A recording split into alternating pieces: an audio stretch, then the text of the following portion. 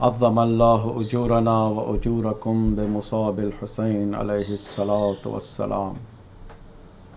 May Allah increase our reward and your reward for the efforts we are putting to observe and commemorate the martyrdom of Imam Hussein alayhi salatu wassalam. Respected brothers and sisters, today is very sad day. Today is the martyrdom of Imam Hussein, his family members and his companions in the plains of Karbala. Fasting is not allowed today, but it is good to refrain from eating and drinking or anything which gives a good feeling, joking, talking about dunya and dealing any worldly affairs. All those things are disliked, and it is recommended to be like we lost someone very close member from our family. How we be sad and sorrow and express our grief in losing our dear ones, the same way we have to express sorrow and grief and let the whole world know that we are the followers of Ahlul Bayt alayhimus salam. We are the followers of Rasulullah sallallahu alayhi wa sallam, and we are in deep sorrow and grief for the atrocities of Abu Abdullah al-Hussein alayhi salatu wasalam in the plains of Karbala. The program today, first we recite the ziyarat of Ashura,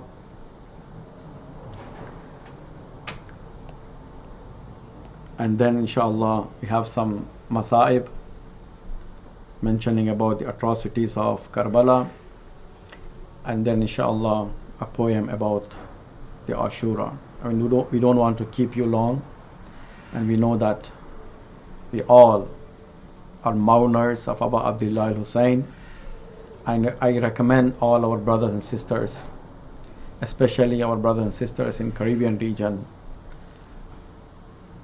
after this program, do not be idle and try to make use of these time and these important day in mourning, checking on online. There are many lectures and majalis, and it is good to go through with it. And those who are blessed with reading, those who have books or those who can read from online, read about the Karbala and atrocities of Karbala, and keep yourself and your family members engaged in mourning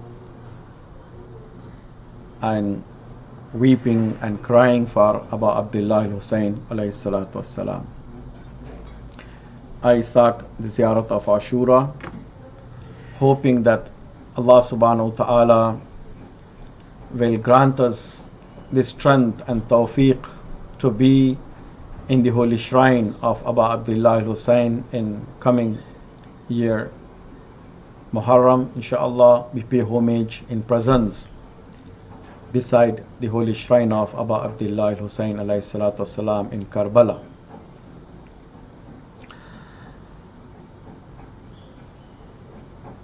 We make intention of recitation of this ziyarat on behalf of ourselves, on behalf of our family members, on behalf of those who departed from this world, and on behalf of those who cannot make it and still they have love to chant this ziyarat and recite this ziyarat, hoping that one day we all go to the holy shrine of Aba Abdullah Hussain in Karbala and pay homage in presence, which is highly recommended in a day like today. Bismillahir Rahmanir Rahim. Assalamu alayka ya Aba Abdullah. Assalamu alayka ya ibn Rasulillah. Assalamu alayka ya khiyarat Allah wa ibn khiyaratih. Assalamu alayka ya ibn Amiril Mu'minin wa ibn Sayyidil Wasiyyin. Assalamu alayka ya ibn Fatimata Sayyidat Nisa'il Alameen. Assalamu alayka ya Thar Allah wa ibn Tharih wal Witr al Mawtur. Assalamu alayka wa ala al arwah allati hallat bifina'ik. عليكم مني جميعا سلام الله أبدا ما بقيت وبقي الليل والنهار. يا أبا عبد الله، لقد عظمت الرزية وجلت وعظمت المصيبة بك علينا وعلى جميع أهل الإسلام، وجلت وعظمت مصيبتك في السماوات على جميع أهل السماوات. فلعن الله أمة أسست أساس الظلم والجور عليكم أهل البيت. لعن الله أمة دفعتكم عن مقامكم وأزالتكم عن مراتبكم التي رتبكم الله فيها. ولعن الله أمة قتلتكم، ولعن الله الممهدين لهم بالتمكين من قتالكم. برئت إلى الله وإليكم منهم ومن أشياعهم وأتباعهم وأوليائهم. يا أبا عبد الله، إني سلم لمن سالمكم وحرب لمن حاربكم إلى يوم القيامة. ولعن الله آل زياد وآل مروان، ولعن الله بني أمية قاطبة، ولعن الله ابن مرجانا، ولعن الله عمر بن سعد، ولعن الله الشمرا، ولعن الله أمة أسرجت وألجمت وتنقبت لقتالك. بأبي أنت وأمي لقد عظم مصابي بك، فأسأل الله الذي أكرم مقامك وأكرمني بك أن يرزقني طلب ثارك مع إمام منصور من أهل بيت محمد صلى الله عليه وآله. اللهم اجعلني عندك وجيها بالحسين عليه السلام في الدنيا والآخرة. يا أبا عبد الله، إني أتقرب إلى الله وإلى رسوله وإلى أمير المؤمنين وإلى فاطمة وإلى الحسن وإليك بموالاتك وبالبراءة ممن قاتلك ونصب لك الحرب، وبالبراءة ممن أسس أساس الظلم والجور عليكم، وأبرأ إلى الله وإلى رسوله ممن أسس أساس ذلك وبنى عليه بنيانه وجرى في ظلمه وجوره عليكم وعلى أشياعكم. برئت إلى الله وإليكم منهم، وأتقرب إلى الله ثم إليكم بموالاتكم وموالاة وليكم، وبالبراءة من أعدائكم والناصبين لكم الحرب، وبالبراءة من أشياعهم وأتباعهم. إني سلم لمن سالمكم وحرب لمن حاربكم وولي لمن والاكم وعدو لمن عاداكم. فأسأل الله الذي أكرمني بمعرفتكم ومعرفة أوليائكم ورزقني البراءة من أعدائكم أن يجعلني معكم في الدنيا والآخرة، وأن يثبت لي عندكم قدم صدق في الدنيا والآخرة، وأسأله أن يبلغني المقام المحمود لكم عند الله، وأن يرزقني طلب ثاري مع إمام هدى ظاهر ناطق بالحق منكم. وأسأل الله بحقكم وبالشأن الذي لكم عنده أن يعطيني بمصابي بكم أفضل ما يعطي مصابا بمصيبته مصيبة ما أعظمها وأعظم رزيتها في الإسلام وفي جميع السماوات والأرض. اللهم اجعلني في مقامي هذا ممن تناله منك صلوات ورحمة ومغفرة. اللهم اجعل محياي محيا محمد وآل محمد، ومماتي ممات محمد وآل محمد. اللهم إن هذا يوم تبركت به بنو أمية وابن آكلة الأكباد اللعين ابن اللعين على لسانك ولسان نبيك صلى الله عليه وآله في كل موطن وموقف وقف فيه نبيك صلى الله عليه وآله. اللهم العن أبا سفيان ومعاوية ويزيد بن معاوية عليهم منك اللعنة أبد الآبدين. وهذا يوم فرحت به آل زياد وآل مروان بقتلهم الحسين صلوات الله عليه. اللهم فضاعف عليهم اللعن منك والعذاب الأليم. اللهم إني أتقرب إليك في هذا اليوم وفي موقفي هذا وأيام حياتي بالبراءة منهم واللعنة عليهم وبالموالاة لنبيك وآل نبيك عليه وعليهم السلام. اللهم العن أول ظالم ظلم حق محمد وآل محمد وآخر تابع له على ذلك.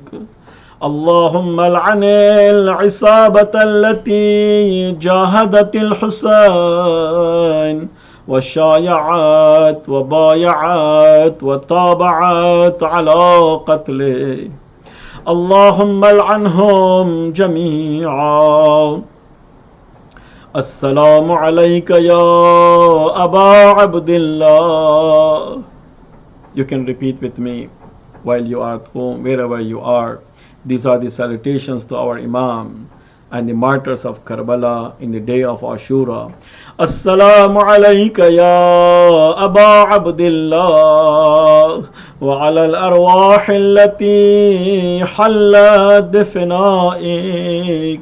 عليك مني سلام الله أبدا ما بقيت وبقي الليل والنهار، ولا جعله الله آخر العهد مني لزيارتكم.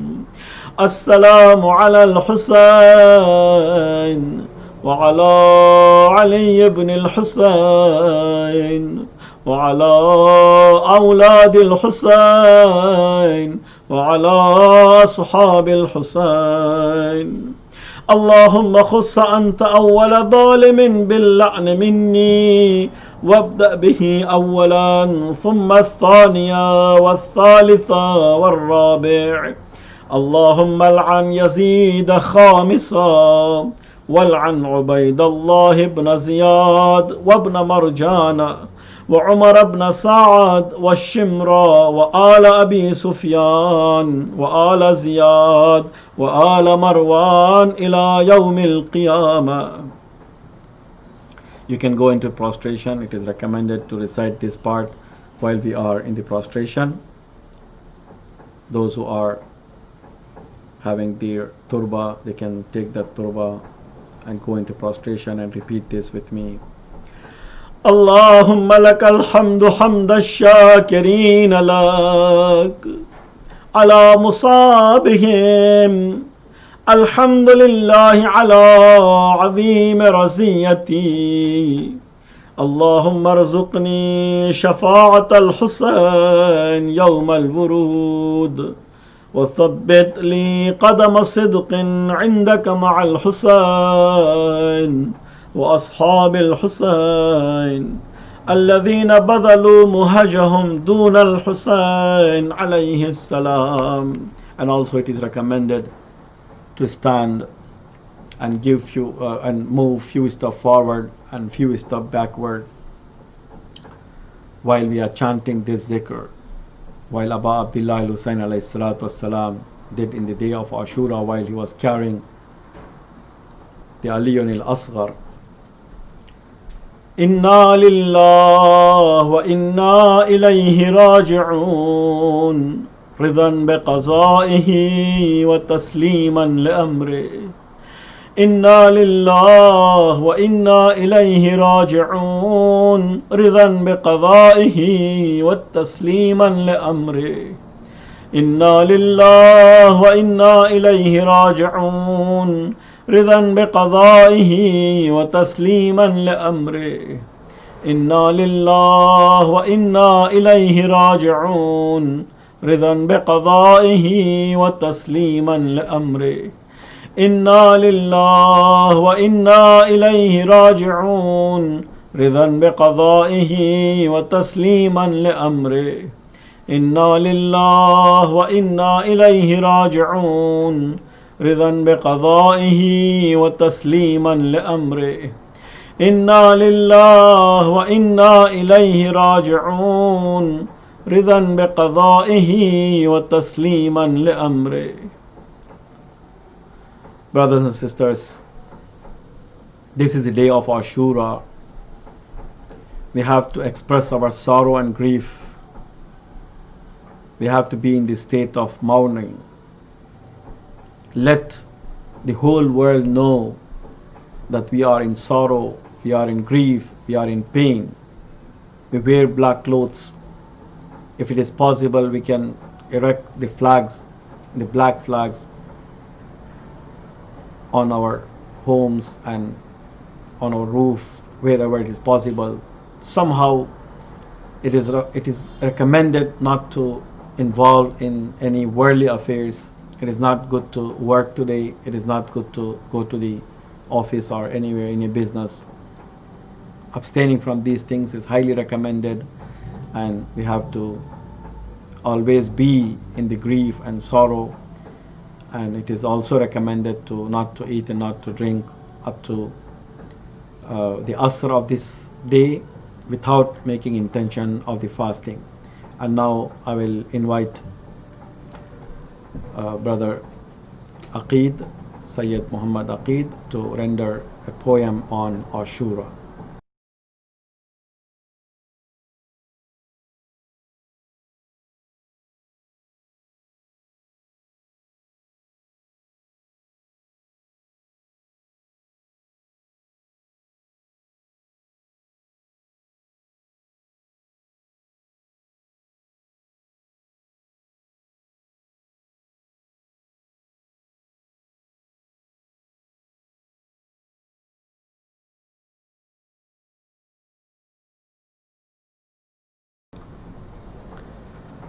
السلام عليكم ورحمة الله. عظم الله أجورنا وأجوركم بمصابر الحسين عليه السلام.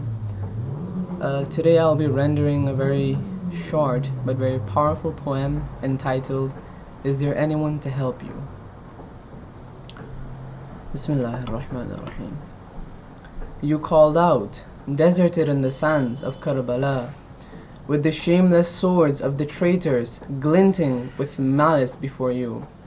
You called out, is there anyone to help me? That day the answer for you was silence. That day your companions could not jump to your side. That day Abbas could not respond with his sword held high.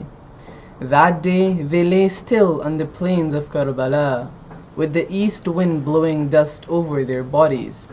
And you looked out into the face of evil, the Prophet betrayed, and you alone. I wish I could say today your call has been answered. I wish I could say today the millions of us are there with you in the plains of Karbala, that we call out with a resounding answer that echoes over the world, trembles mountain ranges, and weakens the knees of any oppressor, shatters the pillars of any tyrant, strikes hope into the eyes of the oppressed, and lightens the world with our love for you. An answer that holds the ferocity of Abbas as he thundered towards Furat. An answer that has the daring fury of Zainab as she slammed Yazid in his court. An answer that has the urgent and basic love that moved Ali Asghar to fall off his cradle. An answer that mimics the fierce loyalty of the shuhada that lay in the battlefield that day you were alone. You were alone, but not again, I wish to say. It would not happen again. The streets shrouded in black, the handkerchiefs wet with tears, the hearts that cry out for you, the compassion, the pain, the sorrow that rings out from every bosom, all an ardent reply to your call, that we are here, that we care. I long to say this. I long to say that this time your army will not be 72. This time masses of millions will march along you. The glint of our combined swords will light the world, the proof of our loyalty, the tears that we have wept, and the black shrouds on our backs. This time around, you will not be alone, Imam. We have answered your call, I hunger to say. But today I still hear your call. It echoes from the orphans of Iraq and Yemen. It comes from resoundingly from the tyrannized in Palestine and Syria, from the helpless in Africa, the terrorized in Afghanistan, Pakistan, China, and India. From every land, in every language, your call, is there anyone to help me, stalks and haunts the world. It goes unheard, ignored, abused, but so defiantly loud in the pale eyes of the child, who whimpers at the gun pointed at him. Does your despair not shimmer in the eyes of the child, whose only view of the world is from behind barbed wires? Can I not hear the choking sobs of Rubab when a mother buries her child in Gaza and Yemen under the rain of bombs? Can I not hear the weeping of Sakina on the headless body of her father when a girl screams as her father blows up into smithereens? Can I not hear the wails of Al-Atash, Al-Atash, coming from the refugee tents set up in my country? Can I not hear the screams in the desert night when the tents burn to ashes, coming from the family that watches, terrified as their neighborhood is bulldozed by army tanks? In the desperate eyes for each and every single one of them, I can hear them echoing your call to me. Is there anyone to help me? Are they abandoned like you on the battlefield? The graves of today's martyrs are fresh, moist with blood. Their Yazids still stand, spitting out lies to the world. How could I say every day is not Ashura? How could I say every land is not Karbala? I wish so much to say to you, to somehow be able to meet your eyes and tell you that we are not like the cowardly backstabbing Kufans, that we are not like the stone-hearted Yazidis, that we are answering your call, that we are there to help you. But today, when I look out into the world and the clamor of oppression deafens me, I tremble to say I still hear a silence. I hear a silence that echoes the hush of the desert on the day of Ashura, a silence which is a blessing for a Yazid, a silence that stifles any hope, a silence that brings the end so much closer, a silence that is oppression, the silence you were met with. It is the silence that I still hear today. Inshallah. Now we have a very special guest today in our program, Maulana Ameed Aabidi. He has spent his time and energy at this late hour over there in Iran to render a very beautiful masaib for us. Inshallah, please give your full attention to him. It is a day of Ashura, and it is the darkest day in the history of this earth. I now call upon our brother Ameed Aabidi, Maulana Ameed Aabidi, to render his masaib, inshallah.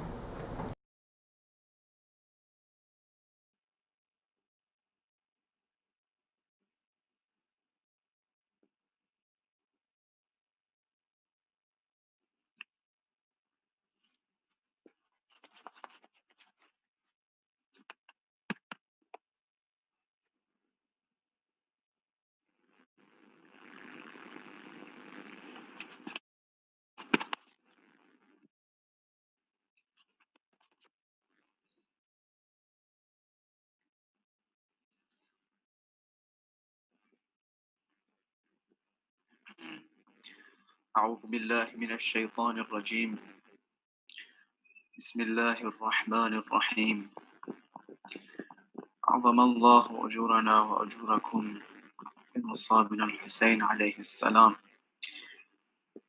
الحمد والثناء لله رب العالمين اللهم لك الحمد حمد الشاكرين لك على مصابهم الحمد لله على عظيم رزيتي اللهم ارزقني شفاعة الحسين في يوم الورود وثبت لي قدم صدق عندك مع الحسين وأصحاب الحسين الذين بذلوا مهجهم دون الحسين عليه السلام. Dear brothers and sisters, today, as mentioned by Maulana and as described by our brother Aqeed in his poem, it is a very tragic day in the history of Islam, rather in the history of mankind. I must take this opportunity first of all to extend my heartiest condolences to all the believers around the world who are watching this live and will watch this afterwards, inshallah. My brothers and sisters, this day we do not laugh, we do not play, nor do we go out for picnics. The entire day we spend in commemorating the martyrdom of Imam Hussein alayhi salam. The entire day we spend in remembering the steps Imam Hussein alayhi salam took towards Karbala. It is a very important day, a day in which Allah subhanahu wa ta'ala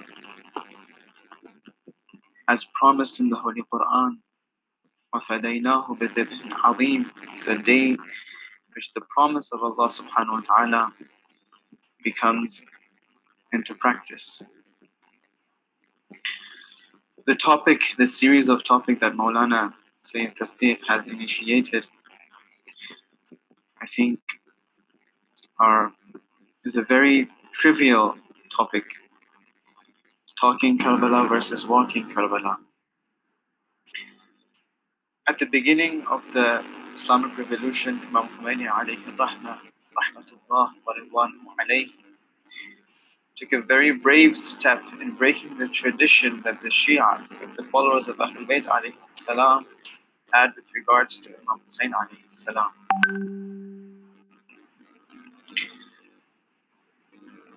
Imam Khomeini, at the beginning of the revolution, when he saw that the believers that the Shi'as, that those who took an oath to him to protect him, had a very delicate spirit. Imam Khomeini, on the day of Ashura, the day in which the spirit of every believer is shook and is awakened, he takes this, he uses this very important opportunity in his speeches, instead of beginning his speech with his insightful matter and then going towards the Masa'ib of Imam Hussein alayhi salam, on this auspicious day, on this important day, Imam Khomeini alayhi rahmah, he takes the step, a brave step in breaking this tradition. He first recites the Masa'ib of Imam Hussein alayhi salam, and then he moves towards the matter that he wants to say. The point behind this is that until the time of Imam Khomeini alayhi salam, until the time that the uprising of Imam Khomeini rahmatullah alayhi took place, the Shi'as had this concept of taking Karbala, of not taking Karbala into grounds, out of scareness, out of fear of the oppressors. Of course, throughout the history, the followers of Ahlul Bayt alayhi salam, from the beginning of Islam, even at the time of the Holy Prophet, peace be upon him and his family, the followers of Ahlul Bayt alayhi salam were tormented, were belittled. Salman al-Farsi, because he was a very strong follower of Imam Ali alayhi salam, many of the Arabs, they used this key point that he was not an Arab, he was not from a descendant of an Arabic family. They used this against Salman al-Farsi to belittle him. They used to call him Salman al-Farsi. When Salman al-Farsi, he felt this in his heart that he was belittled, Rasulullah sallallahu alayhi wa alayhi, he announces to the people that Salmanu minna ahl al-bayt, that Salman is not, don't call him Salman al-Farsi, though he is from Persian descent, though he is a Fars, don't call him Salman al-Farsi, he is from us, the Ahlul Bayt alayhi salam. The followers of Ahlul Bayt alayhi salam, though they were tormented throughout the history, at the time of Imam Khomeini alayhi salam, they had this mentality of talking Karbala, of reciting the Masa'ib of Imam Hussein alayhi salam, weeping and beating their chests, and taking this strong step in remembering the Imam Hussein alayhi salam. But the next day, everything went back to normal. The Shah, the Muhammad, the Pahlavi dynasty was still the one who was ruling Iran, was oppressing the people, at the same time was misusing Islam, calling himself a Muslim, calling himself a Muslim ruler, and doing all the un-Islamic things that he can possibly imagine. His wife used to come to the haram of Lady Fatima Ma'suma salamullahi alayha without hijab, and whoever stood against her, even now until this day, our Muslim brothers and sisters, even non-Muslim sisters, when they want to go to a mosque to see, when they want to go to a holy place, a holy Islamic place to see, they try to cover themselves to meet the Islamic requirement, out of respect to Islam, even non-Muslims. But this wife of Shah, who was so-called Muslim, so-called follower of Ahlul Bayt alayhi salam, she took this step and went inside the haram of Lady Fatima Ma'suma salamullahi alayha here in Qom, where I have the privilege of residing, alhamdulillah, for a few years. She took this step and enter into the haram without having her hijab. And with all that audacity, when the ulama took this step in preventing her from entering, she ordered scolding of the alim who took a stand against her. This was the oppression that Muhammad Raza Shah from the Pahlavi dynasty was having on the people of the Islamic Republic of Iran. On this day of Ashura, at the beginning of this Islamic revolution of Iran, Imam Khomeini took this step in first reciting the Masa'ib of Imam Hussein alayhi salam, preparing the ground for the people to understand what happened in the history and what is happening now. And then he entered into this matter. And then he spoke against the Shah. And then he started speaking revolutionary against the Shah. And bringing that uprising in the spirit of the people. Now, what is the difference in having the Masa'ib after the speech and having the Masa'ib before the speech? What is the difference? The difference is talking Karbala and walking Karbala. When we talk Karbala, we chant the poems about Karbala. We remember Imam Hussein alayhi salam. We cry. We weep for the 6-month-old baby that was brutally and barbarically slaughtered in the plains of Karbala. But when we walk Karbala, not only do we weep, but we take lesson and we prepare ourselves to fight against the oppressors of the time, just like Imam Hussein alayhi salam did with the oppressor of his time.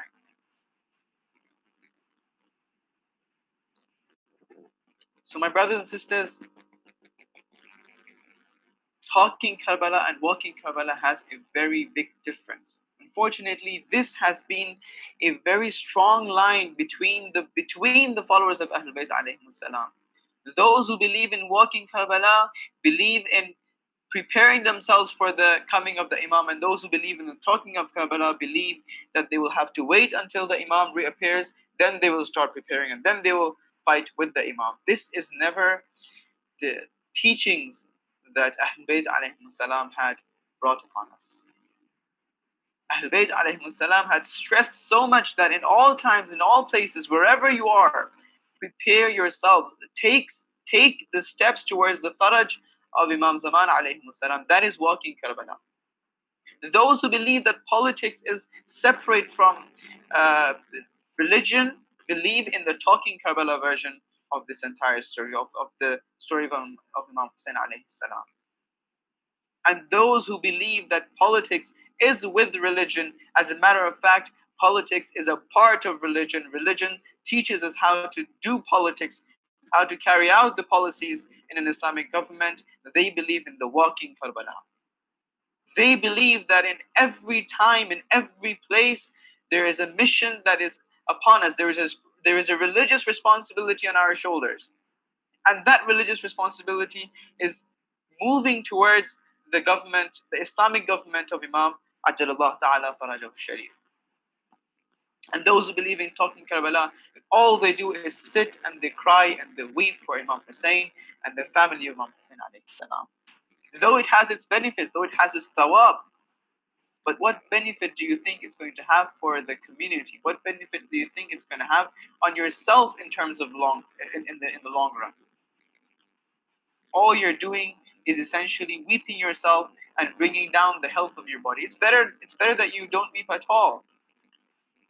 But if you weep and you take the lessons from the story of Karbala, from the story of Imam Hussein alayhi salam, that's when you have understood the spirit of Karbala. That's when you become the walking version of Karbala.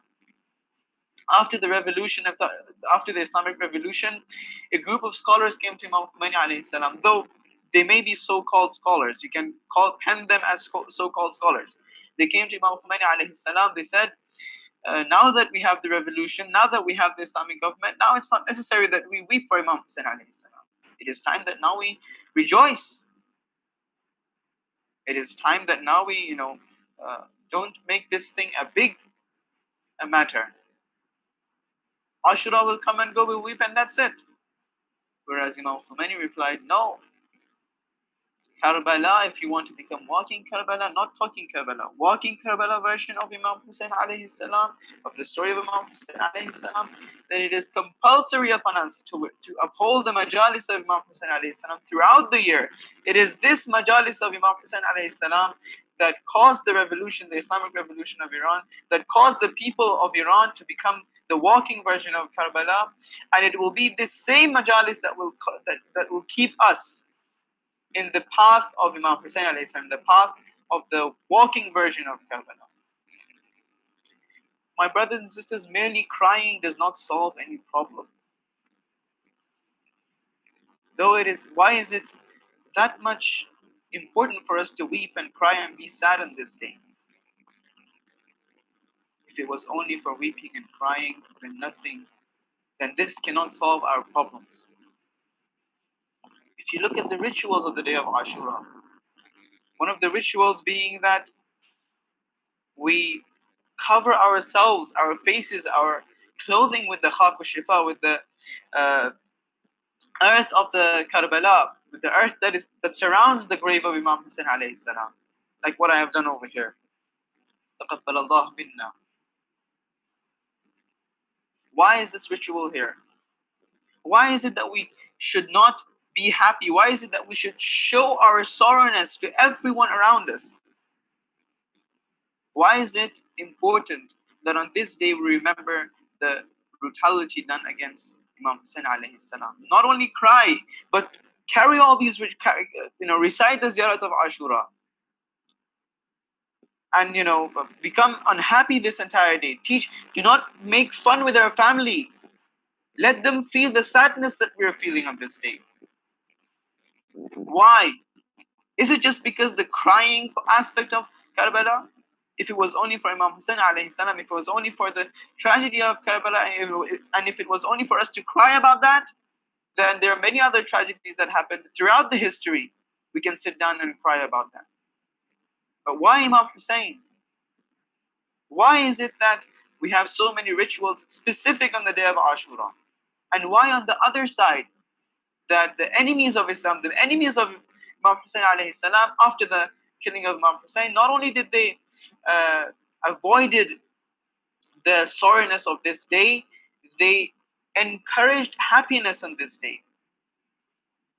The encouragement that we face today with regards to fasting on this day, it is because of this very important aspect. Because of walking Karbala. If it was only to cry and talk about Karbala and to feel the sorrowness, then Karbala would have not reached until up to us. From generations to generation, this Karbala was protected by our scholars and those who do the Majlis of Imam Hussein alayhi salam, all for us to become the walking version of Karbala, not just the talking version. What is in this message of Imam Hussein alayhi salam?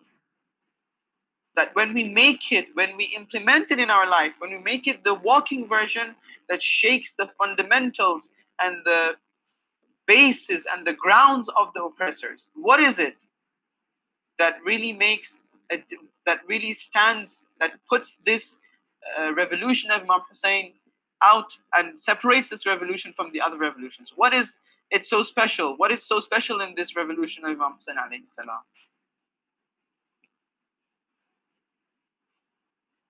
There are many things that I can speak about this revolution of Imam Hussein alayhi salam and this strong step in the story of Karbala. But one aspect that I want to take is the selflessness of Imam Hussein alayhi salam. Now, from the Ahlul Bayt alayhi salam, it is not very strange for us that we see selflessness in this family. One day, Rasulullah sallallahu alayhi wa alihi, he approaches Lady Fatima salamullahi alayha. He sees her working hard in the house of Imam Ali alayhi salam. He feels for her. And out of sadness, he said, "Oh, Lady Fatima, oh my daughter, oh my beloved, qurrat aini, oh the light of my eyes, tell me, there is Jibreel waiting for you. There are angels waiting for you here. Now make a request, make a wish so that they can bring this to action. Your wish will become your wish will be practical." Lady Fatima salamullahi alayha, she could have wished for anything. She could have wished for anything. She could have wished for, 100 angels to help for her on a daily basis.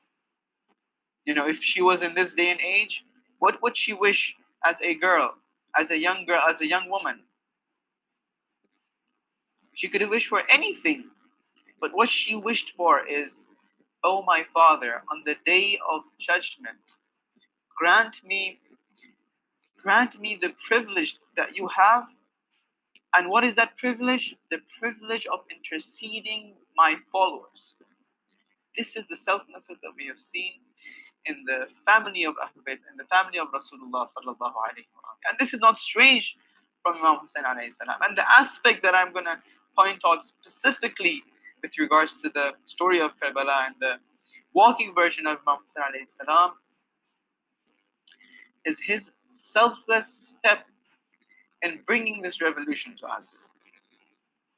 You see, now after so many years have been passed, after so many researches have been done on the story of Ahlul Bayt, the story of Karbala, it becomes very normal for us. We might not understand the importance of these steps that Imam Hussein alayhi salam took. But on that day, when Imam Hussein alayhi salam was taking these steps, Imam sees that which we do not see in the darkness of the night. That which we do not see in the lightness of the day, in the brightness of the day. Imam sees in the darkness of the night that which we do not see in the brightness of the day.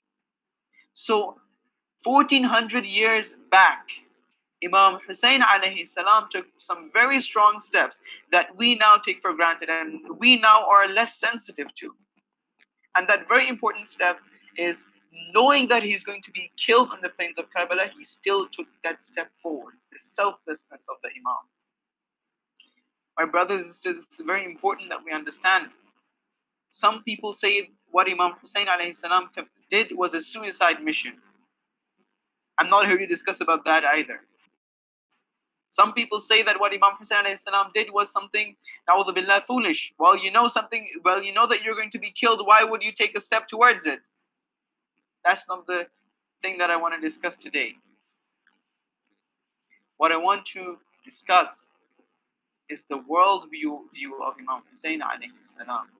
You see, today, because of our capitalism, because of our selfishness, because of how our society has been built upon money and built upon the material life, all we see is self-gain. All we see is what we get out of this. Unfortunately, even when we come to the business mentality, sometimes you ask the business sector to help the public, all the answer is, what do we get from that? What do we have to gain from helping the public? Sometimes practically they help the public, but ideologically that's not what they're trying to do. Practically what they're doing is helping the public, but their ideology is that if they help the public, then they'll have this marketing strategy that they are a very charitable company. They're a company that thinks about the people.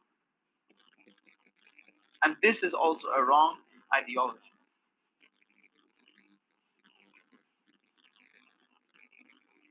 The very important point that I want to mention over here is that there is a difference between incidental death and a planned death. Now, don't get me wrong that Imam Hussein alayhi salam was after killing himself. No. That is not the mission of Imam Hussein alayhi salam. As a matter of fact, what he wanted to do is to live and to guide the people of Kufa, the people, the mankind at that time, the civilization at that time. But the only way towards guidance was to take the step towards Karbala. Now, the difference between incidental death and the planned death is that there is a time that you face a disease or you suddenly crash into an accident. You're not aware of that. You're not aware of the time that you're going to give your life away. You're not aware of the time that you're going to meet the Creator. But Imam Hussein alayhi salam, even you do not know that if you take this path, you're going to die. Nor do you know that whether if you take this medicine, the side effect of this medicine will be death. But Imam Hussein alayhi salam, knowing that taking this path towards Karbala, selfless path towards Karbala, will result in his death, will result in his martyrdom, he took that step. Now, it is very important. You see, I'm saying these things and you're listening to this, and it is very easy for us to talk and listen about this, but to walk, like I said, is something different. When you know that taking a step towards that specific place is going to bring death upon you, But because of the maslaha, because of the importance of that step, you still continue to take that step. Requires audacity, requires great braveness and dearness.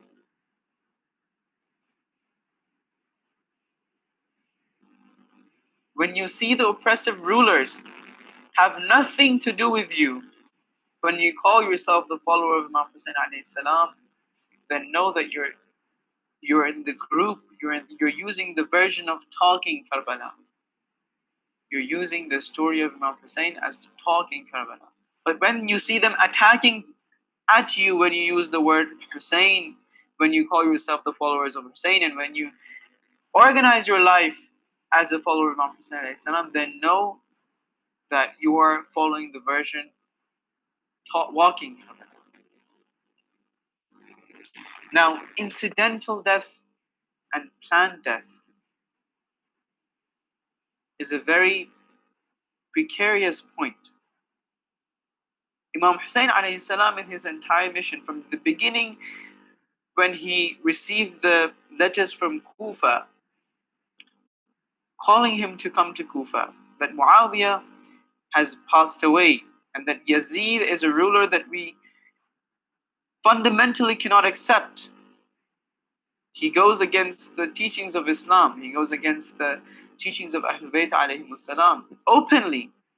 We had the other khulafa that took this very odd, a very nasty step in breaking the rules of Islam. But however, they tried to protect the zawahir of Islam, that which is apparent from Islam. They at least tried to keep the shahada alive. But Yazid is not that type of a person. Yazid was a type of a person that didn't care. He openly womanized, he openly drank alcohol while sitting on the throne of the Khilafah of the Muslimin, while calling himself the Caliphate of the Muslimin. My brothers and sisters, Imam Hussein alayhi salam, when he took this step, he knew that death will be his destiny. He knew that after all, he's going to be martyred. While he was leaving from Mecca towards Kufa, a group of angels came from the heavens.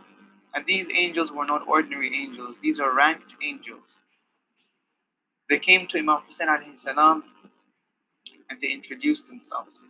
Said, "Oh Hussein, we are the angels that helped your grandfather Prophet Muhammad sallallahu alayhi wa alihi in his battles.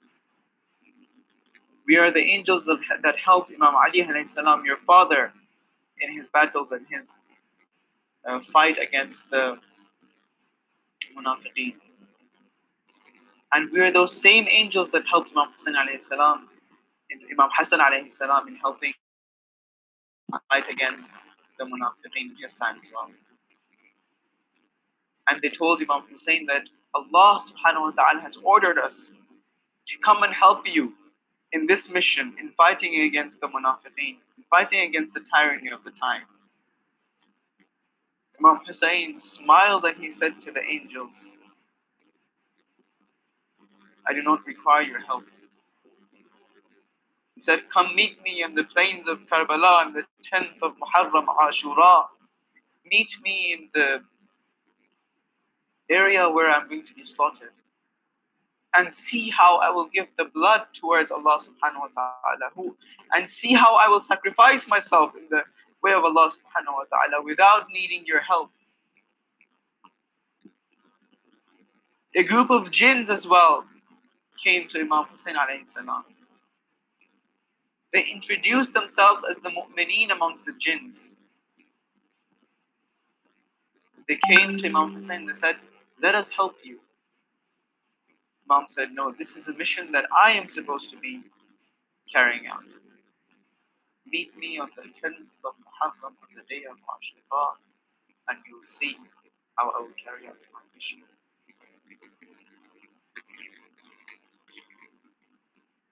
My brothers and sisters, not all riwayat, not all the stories of Karbala, not all the nits and bits of Karbala have been reached to us.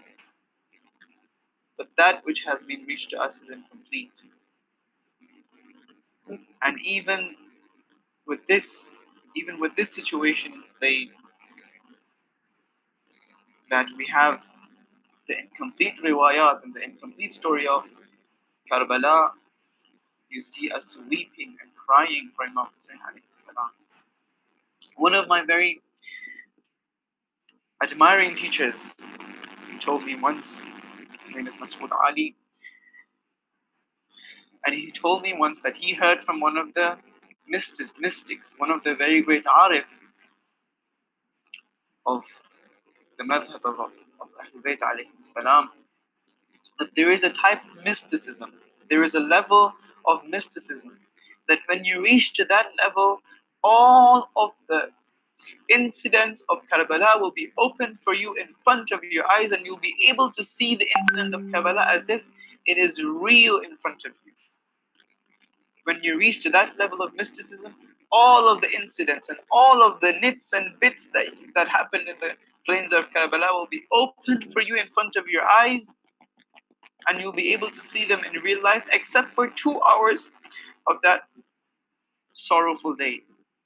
And those 2 hours is when Imam Hussein alayhi salam fell from the horse until Shimru jalisun ala sadrik, until Shimru was sitting on the chest of Imam Hussein alayhi salam.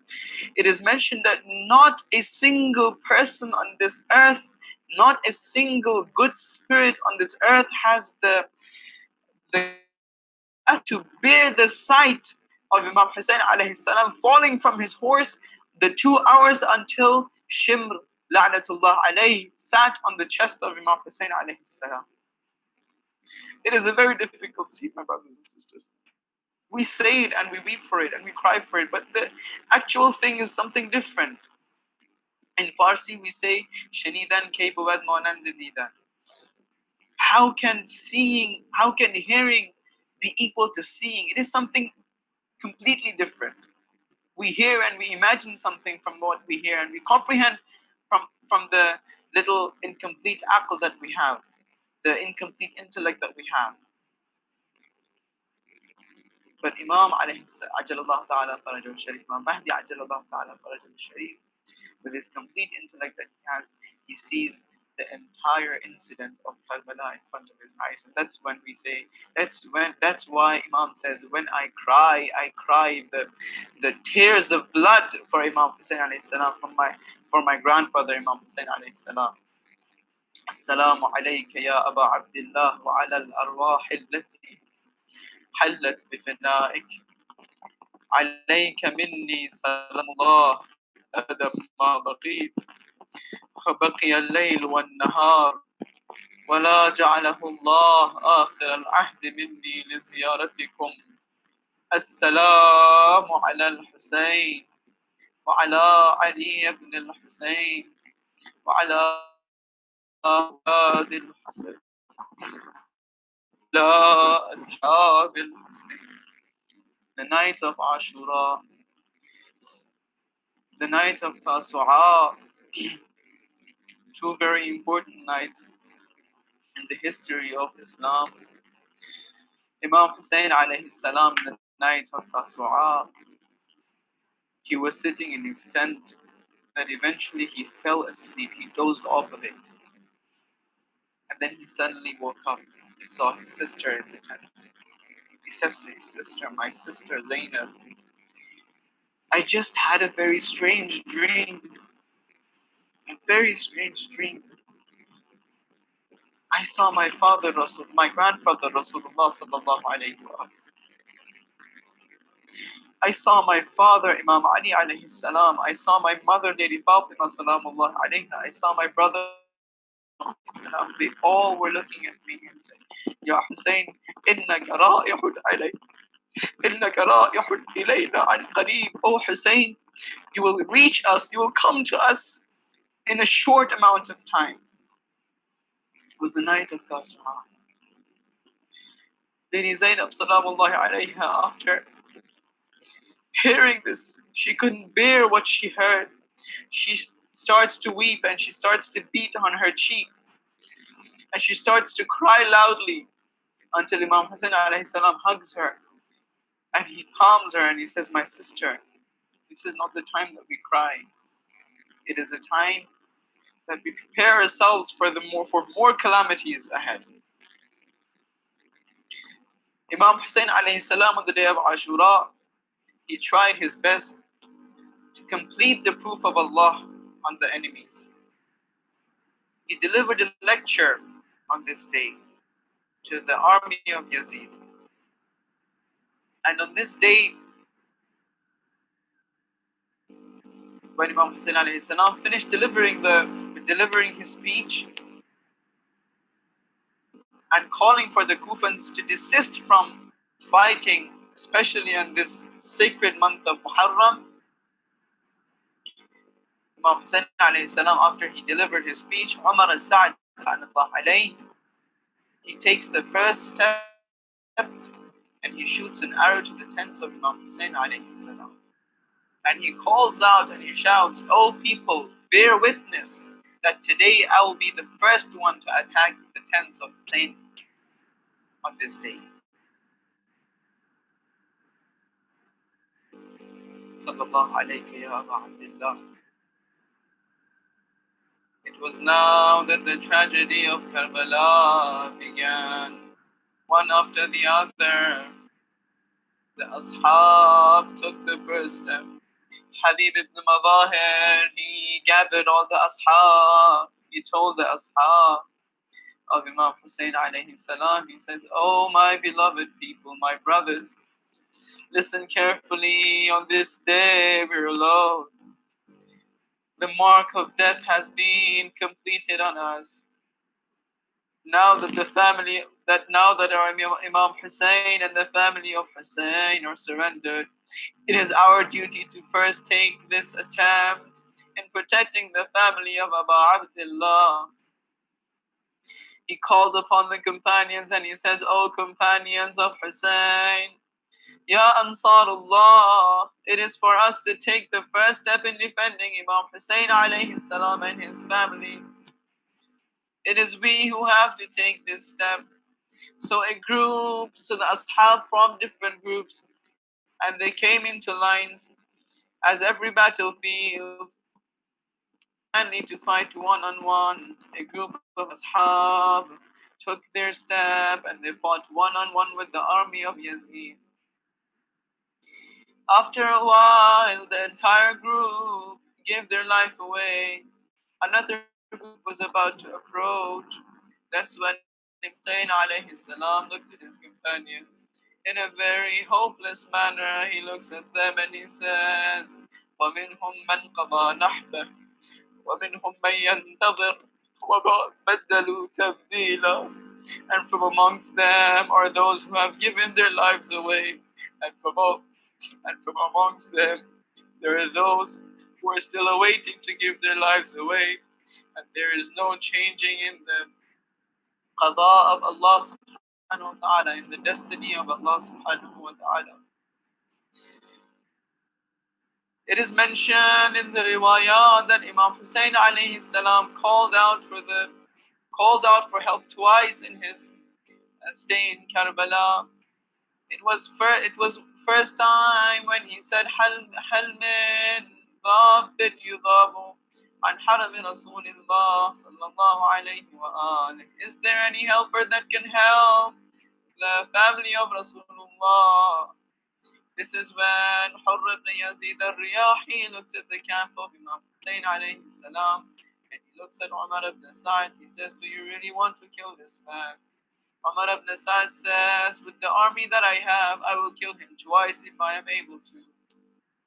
Hurr ibn Yazid al-Riyahi, he witnesses this and he sees that he is on the wrong path.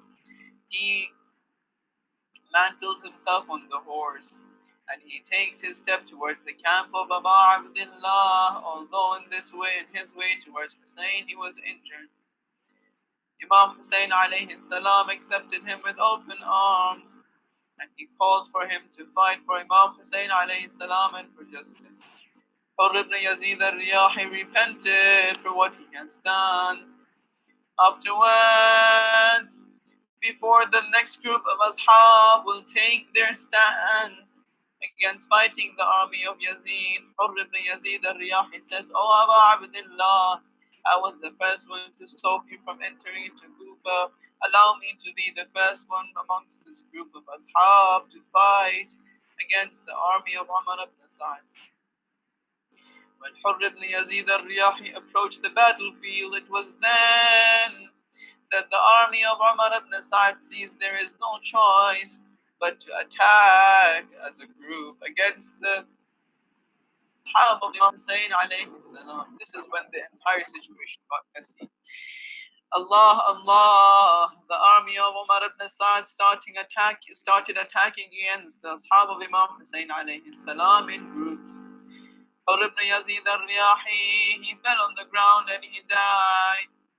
Groups of Ashab, they took their turns and they all died and they gave their lives for Imam Hussein alayhi salam. Now it came the time for the few Ashab that were left for Imam Hussein alayhi salam. They encouraged Imam Hussein alayhi salam in praying before they could continue the battlefield. They asked the army of Umar ibn Sa'd to give them some time to pray. Last of their prayers to Allah subhanahu wa ta'ala, and then they will continue the battle. Imam Hussein alayhi salam, knowing the treacherous manner of the army, he appointed a few of his ashab to protect them while they were praying, and they started with prayer. The army of Umar ibn Sa'd, they came towards the camp of Imam Hussein alayhi salam and started showering arrows in the camp of Imam Hussein alayhi salam. It was now that the arrows had overtaken the army of the camp of Imam Hussein alayhi salam. From amongst the ashab that protected Imam Hussein alayhi salam was Sa'id, who gave his life directly after Imam Hussein alayhi salam finished his prayer. He was standing in front of Imam Hussein alayhi salam as he was praying. Every arrow that came to him, he was the one who protected Imam Hussein alayhi salam by putting his chest between Imam Hussein alayhi salam and the arrow. It is mentioned that these arrows that came onto the body of Sa'id, these arrows were poisoned. After Sa'id had bared enough arrows, he looks towards the Imam. He says, "Oh Imam, try to finish the prayer a bit faster." He cannot bear the arrows any longer. When the Imam finishes his prayer, Sa'id falls on the lap of Imam Hussein. He looks at the face of Imam Hussein alayhi salam. He asks Imam Hussein, "Awafaytu ya ibn Rasulillah? Have I fulfilled my promise, O the son of the Prophet?" This was the kindness of the ashab of Imam Hussein alayhi salam. As the day of Ashura progressed, the other ashab of Imam Hussein alayhi salam took their turns and they gave their lives for Imam Hussein alayhi salam. And then the most sorrowful and the most unbearable events took place in the plains of Karbala on this day of Ashura, that Imam Hussein alayhi salam witnessed from the first of those who came to the Maidan, from the first of those who came to the battlefield of his family was Ali Akbar alayhi salam. He comes to Imam Hussein alayhi salam, his father. He says, "Oh my father, the permission to in the battlefield and answer the call of Allah subhanahu wa ta'ala." Ali al-Akbar take this test. And Imam Hussein alayhi salam, after giving him permission, he looks at him hopelessly. Only a father can understand the feeling that Imam Hussein had on this day when he saw Ali al-Akbar stood in front of him. When Imam Hussein alayhi salam gave Ali al-Akbar the permission to fight for him on the day of Ashura, it is mentioned that 3 places Imam Hussein alayhi salam cried very loudly, and it is mentioned to the extent that Imam Hussein alayhi salam was close to become fainting, or he fainted on this while he was crying. And one of those places was when he saw Ali al-Akbar came for the permission to fight against the enemies. He says, "Oh Allah, bear witness that I'm sending one who is the most closest in with regards to khulq and khalq, with regards to the manners and with regards to the look and the beauty. He's the closest one to the Prophet Muhammad sallallahu alaihi wasallam. I'm sending this son of mine who is the closest resembling one to the Prophet, to the Maidan, to the battlefield. Oh Allah, bear witness on the oppression of these oppressors. Ali al-Akbar takes this step towards the battlefield. He fights and he kills many of the enemies of Imam Hussein alayhi salam bravely, and he comes back to Hussein, his father. He says, Al-Atashu qad qathalani, oh my father, the thirst of Karbala is killing me. I cannot bear this any further. I really don't know how to respond to this. As a father myself, it is very difficult when your children feel thirsty. You will try your best in trying to quench their thirst. Imam Hussein alayhi salam, the best he could do is to tell him, oh my son Ali Akbar, pull out your tongue and I'll pull out mine. Suck my tongue and see if you can take some saliva. When Ali al-Akbar sucks the tongue of his father, he takes himself away from him and he says, oh my father, I regret this. I see that your tongue is much more drier than mine. Imam Hussein alayhi salam hugs him and he condoles him and he says, oh my son, bear a bit longer, bear a bit more. You will see the Prophet Muhammad, you will see your grandfather will come and quench your thirst from the Hawla of Kawthar. Imam Ali al-Akbar bids his last farewell towards the battlefield. He enters into the battlefield. Once again he fights bravely until a man by the name of Thanan, he pierces a spear into the heart of Ali al-Akbar. Ali al-Akbar can no longer bear sitting on the horse. His foot was tangled by the shield of the horse and he fell while he was connected to the horse. And this horse ran into the army of Umar ibn Sa'd. The army opened up a funnel for this horse to enter into the army. And whoever sees Ali al-Akbar would strike from his side, either with a sword, either with an arrow, either with a spear, either with a stone. At that time, stones were used as a weapon, not those ordinary pebbles. They used to carve the stones in a way that they can use them as weapons. So whoever could reach the body of Ali Akbar, they used to wound him. They wounded him to the extent that when Imam Hussein alayhi salam reached to the body of Ali Akbar, he sees the body. But they cut his body into pieces and pieces.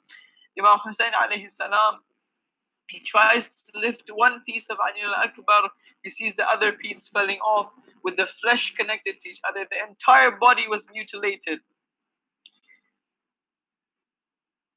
The very tragic scenes of Karbala don't stop over here.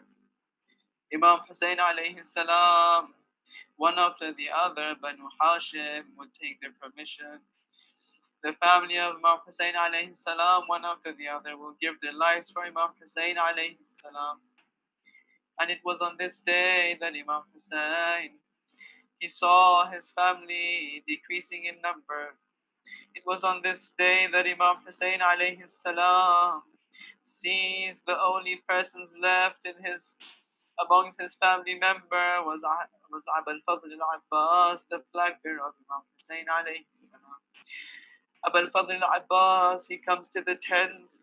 He sees that everything is okay. As a matter of fact, when Abul Fadl al-Abbas, the brother of Imam Hussein alayhi salam, was alive, his tent was the tent that was closest to the army of Yazid, the closest to the army of Umar ibn Sa'd. And the philosophy behind this is that whenever you see the tent of Abul Fadl al-Abbas erected, then know that there is a protector of the haram, the protector of the family of Imam Hussein alayhi salam. So Abul Fadl al-Abbas, he takes a peek in the tents of the camp of Imam Hussein alayhi salam. He sees the children of Imam Hussein alayhi salam. thirsty, giving their life away. He comes to the tent where all the water bags were hung. He sees the children, because the water bags at that time were leather, and they used to pour out with they used to pour some of the water from the some of the water from the water bag. The children, out of thirst, they pulled their skirts from their body and they placed their bellies on top of the places where there was some water, some moisture on the ground, so that at least a little bit of their thirst, the feeling of their thirst, can be quenched. Abu Abdullah, Abu al-Fadl Abbas, he couldn't bear what he saw. He comes to Imam Hussein alayhi salam. He says, "Oh, my brother, allow me to get some water for your children. They are dying out of thirst." Abu al-Fadl Abbas and Imam Hussein alayhi salam together, they take their step towards Euphrates River. Imam Hussein alayhi salam, he took the step in occupying the army so that Abu al-Fadl Abbas do not see any wound, that Abu al-Fadl Abbas does not see any issues with regards to reaching the Euphrates River. When Abu al-Fadl Abbas reaches the Euphrates River from a different pathway that Imam Hussein alayhi salam took, he fills his mashq, he fills his water bag with water, and he attempts to returning back. The army of Umar ibn Sa'd, they saw that Abu al-Fadl Abbas is secretly taking water to the camp of Imam Hussein alayhi salam. A few of the very unmanly ones, a few of the cowards, came to the Euphrates River where there were plants and where there were trees. They hid themselves behind the plants and the trees. When Abu al-Fadl Abbas was returning, one of them from behind struck on the right hand of Abu al-Fadl Abbas so that he can no longer carry the water bag. Abu al-Fadl Abbas continued with his water bag towards the camp of the Haram. All his hope was the water bag. The next step they took is that they cut this left hand of Abu al-Fadl Abbas. It is mentioned that the water bag that Abu al-Fadl Abbas was holding, it was hanging off on the ground. He quickly took that water bag on his mouth, he held it with his teeth, and he went towards the camp of Abu Abdullah so that he can quench the thirst of the kids. All of a sudden, the army of Umar ibn Sa'd, they took this very important step in piercing the water bag and allowing all the water to flow out of the water bag. It was now that Abu al-Fadl Abbas was hopeless. He dropped himself. He dropped the water bag. It is now that another arrow pierced the eye of Abu al-Fadl Abbas. Imagine a small dirt or dust when it enters into the eye. The human eye cannot bear it. The entire human body becomes unrestful. It is now that Abu al-Fadl Abbas sees that both of his hands were cut and an arrow in his eyes. Another cowardly man, another coward comes from behind Abu al-Fadl Abbas. He strikes the head of Abu al-Fadl Abbas with an iron rod. Abu al-Fadl Abbas falls off from the horse. This is when he shouts to his brother Imam Hussein. He says, "Ya akha, adrik akha." Oh brother, help your brother. Imam Hussein tries to reach himself towards the body of Abu al-Fadl Abbas. He sees the body of Abu al-Fadl Abbas mutilated. The army of Umar ibn Sa'd rejoicing the martyrdom of Abu al-Fadl Abbas. This is when he says, "Al-an, my back is now broken. I have no major support left." He returns back to the camp of his camp. He sees the children looking at him, waiting for the uncle Abu al-Fadl Abbas to return. Imam Hussein enters into the tent of Abu al-Fadl Abbas. He removes the main pillar of the tent and he lets the tent lie on the ground. This is when the family of Abu Abdullah and Hussein, they felt complete hopelessness. This is when they said, now that our uncle is gone, there is no more protector for us. Imam Hussein alayhi salam bids farewell to his family. He takes a step towards the Karbala, towards the battlefield. He says goodbye to his sister and his daughter.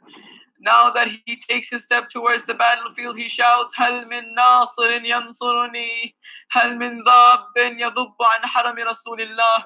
He calls out the three halmin. He calls out for the people to help him. Now that the call of the help of Imam Hussein alayhi salam echoed into the plains of Karbala, the one to answer the help of Imam Hussein alayhi salam, the call of Imam Hussein alayhi salam was a 6-month-old baby. It is mentioned now, my brothers and sisters, you have heard this many years come and going. You heard that Imam Hussein alayhi salam took the baby, 6-month-old baby Ali al-Asghar in his hands, and he carried to the army of Yazid. He carried to the army of Umar ibn Sa'd, and he pleaded them for some water so that this baby can quench his thirst. But I read another riwayah today, something that burnt my heart, my brothers and sisters. And that riwayah states in Nafis al-Mahmoud, Sheikh Abbas al-Qummi, he says, Imam Hussein alayhi salam, he heard the cry of this baby from the tent, and the woman trying to calm this baby. He comes towards the tent and he holds this baby. He calls his sister Zainab to bring the baby, and he holds his own baby in his arms, and he tries to calm the baby. All of a sudden, in front of the eyes of Imam Hussein alayhi salam, while he was in the camp, in front of the eyes of his mother Rubab, in front of the eyes of his sister Lady Zainab, and a three-pointed arrow pierced the neck of Ali al-Asghar. This riwayah, it hurted my heart so much, my brothers and sisters. It is mentioned that after the arrow pierced the neck of Ali al-Asghar, the 6-month-old infant, the neck was hanging, the flesh of the neck was hanging from the body of Ali al-Asghar, and he was flapping his hands like a bird, flapping her wings, and he was doing taladhi. Taladhi is when you bring a fish out of the water, and the fish is opening and closing her mouth for some water and to take in the water. So the baby was doing taladhi and flapping his hands like a bird. He was opening and closing his mouth like a fish taken out of the water. Imam Hussein sees this scenery and he cries out loudly. He takes the blood of Ali al-Asghar, he wipes it on his face, and he says, "Oh Allah, bear witness on the oppression of this qawm." And then he takes his horse and he moves, and he sees the army of Umar ibn Sa'd attempting towards the camp of Imam Hussein alayhi salam. He takes this step in defending the army. It is mentioned that on the plains of Karbala, Imam Hussein alayhi salam, he came back to the tent and he went back to the battlefield 70 times in trying to move away the army of Umar ibn Sa'd from attacking the camp. When the last time that he came and he went back to the battlefield, he no longer had the power, he no longer had the material power to do so. He went towards the Euphrates so that he can quench the thirst. It is now that Imam Hussein alayhi salam sees hopelessness. The sweat of death fell on the forehead of Imam Hussein alayhi salam. It is now that he pleaded the army for some water. Instead of quenching Imam Hussein alayhi salam with some water, the army threw a stone on the forehead of Imam Hussein alayhi salam. The forehead of Abu Abdullah started to bleed. He was quenched by his own blood. He no longer could see because the blood was flowing from the forehead downwards. His eyes were covered. He no longer could see what was happening. Now was the time for the army of Yazid to attack Imam al-Hussein from every angle. Whatever they had in their hands. Those who had stones, they threw stones of Abu Abdullah. Those who had spears, they threw spears towards Abu Abdullah. Those who had arrows, they flew arrows towards the body of Abu Abdullah.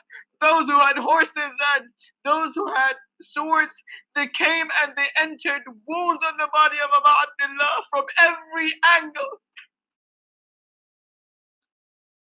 No longer Abu Abdullah could stay on his horse. He fell from his horse. It is mentioned that while he was falling from his horse, he took his Arabic thawb, he took his Arabic clothing, and he wanted to wipe off the blood from the in front of his eyes so that he can see what was going on, so that he can see who was attacking him. While he took his clothing upwards, it is then that Harmala shot a second arrow on the heart of Abu Abdullah.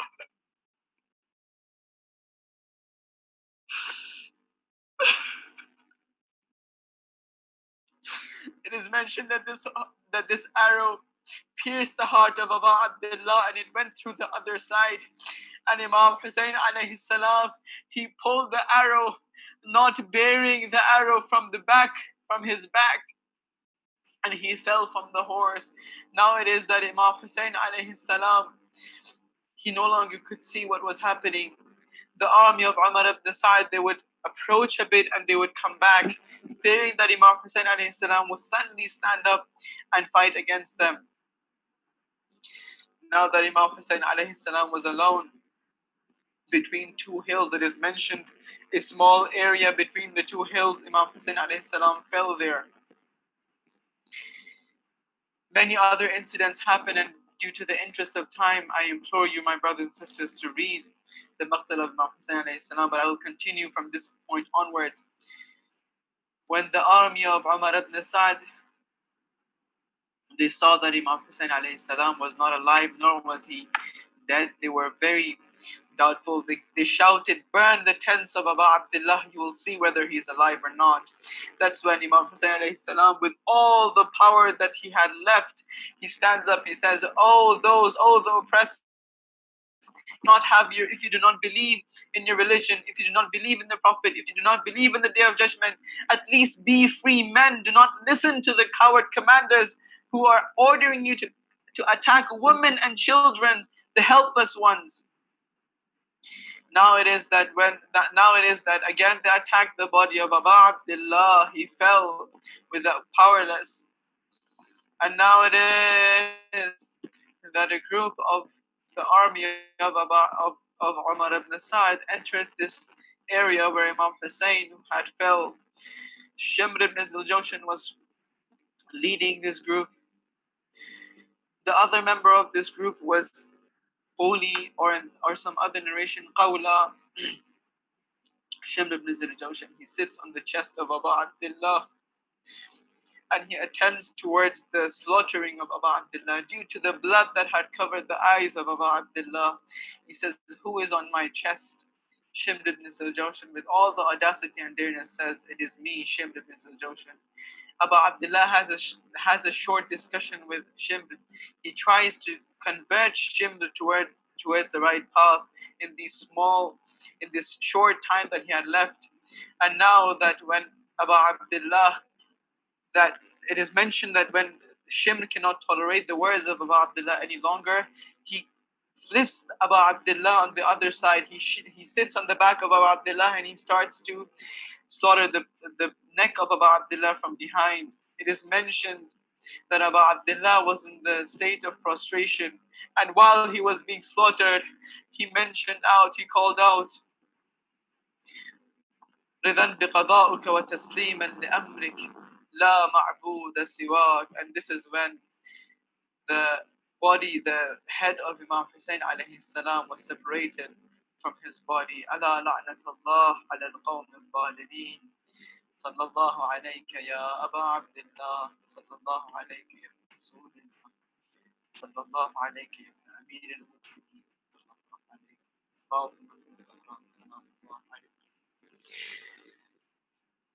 I ask Allah subhanahu wa ta'ala on this important day, on this day in which Imam Hussein alayhi salam and his companions and his family members were brutally and barbarously slaughtered,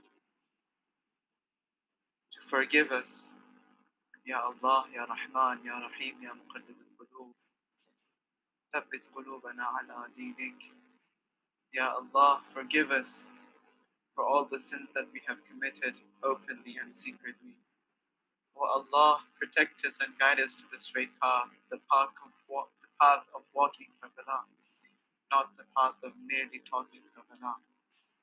Ya Allah, I ask you sincerely to protect the ulama, and the most important one of them, Sayyid Ali Khamenei, to protect the maraji' and to guide us to the straight path and follow it, and to guide us to follow them. I ask Allah subhanahu wa ta'ala to help us in becoming the true followers of Imam Zaman, Ajalallah ta'ala Farajah Sharif. And I ask Allah subhanahu wa ta'ala to guide us towards becoming, to guide us towards preparing the grounds for the duhur of Imam Zaman, Ajalallah ta'ala Farajah Sharif. صلى الله عظم الله أجورنا وأجوركم بمصابنا الحسين عليه السلام. السلام عليكم ورحمة الله وبركاته.